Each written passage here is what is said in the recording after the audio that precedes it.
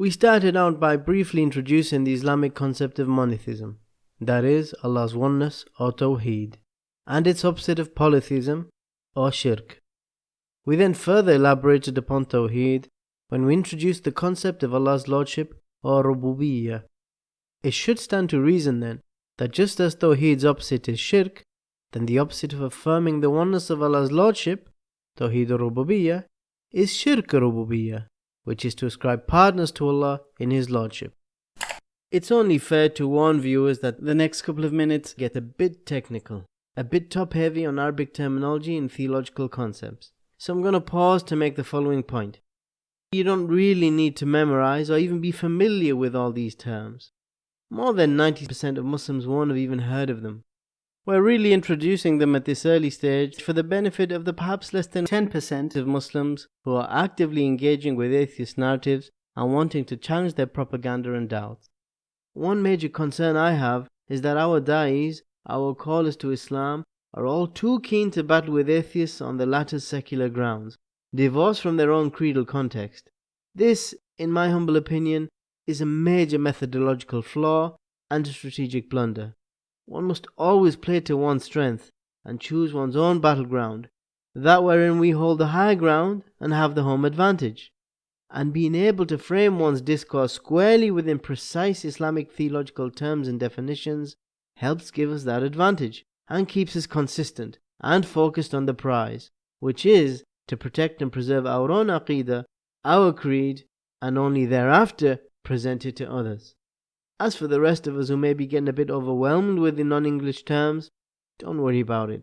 Just be aware that this discussion is here and park it for potential future reference, as it really is for more advanced level Islamic studies. That being said, let's unpause and get right back into it.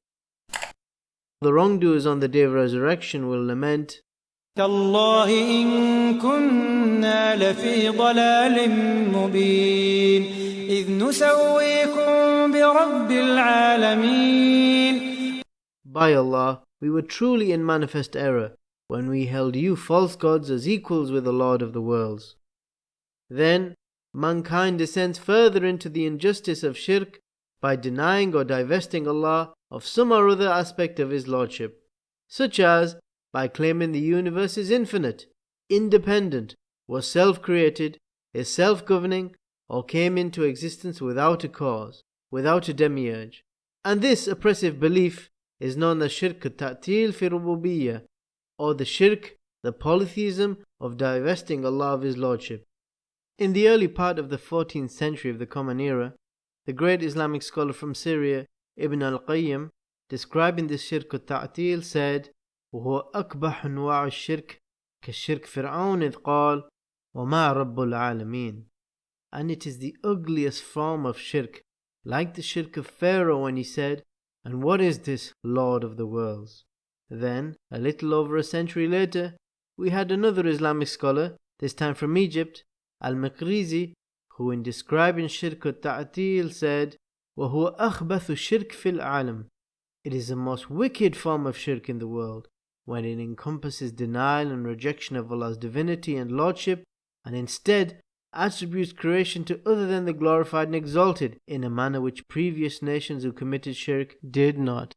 And when man denies Allah's existence entirely, till his heart is devoid of any belief in the divine, then he is guilty of ilhad, that is, he is an atheist.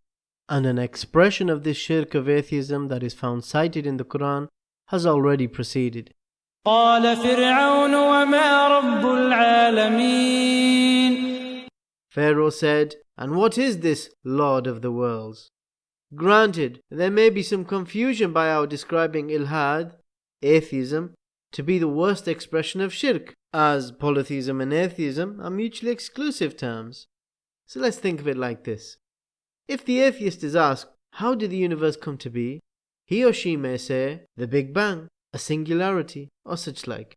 We say, just because you deny the existence of God does not mean that God actually ceases to exist. He, the most merciful, does not disappear along with the disappearance of your iman. He is Al-Hayy Al-Qayyum, the living and the eternal. So that Big Bang, that singularity to which you ascribe the creation of the universe, That is the thing that you have taken as a Lord, a God, in place of the one true God. That you object to theism and the conception of God is a moot point. Whether you choose to describe your theory for the origin of life and the universe in divine or religious terms or not is neither here nor there. That you ascribe to other than Allah His creative agency is to set that thing up as a rival, a partner with Allah. Likewise, if the atheist is asked, how did life on earth come to be?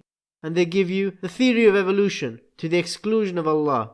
Or you ask them, what governs life on earth? What governs the universe? And they answer to the exclusion of Allah, Mother Nature, or the laws of physics. Then we say to them, you have ascribed to those things, those theories and those concepts, Allah's attributes of lordship. Even if the atheists propose, as many now do, that the universe came from nothing, then you have unwittingly raised that nothing to the status of God, besides the God, Allah. And as Allah is Al-Hayy Al-Qayyum, the living, the eternal, He did not cease to be when you cease to believe. Hence it is clear shirk, and a shirk of the worst kind, where Allah's divinity is not just compromised, it's not even acknowledged. It's proactively denied and disbelieved.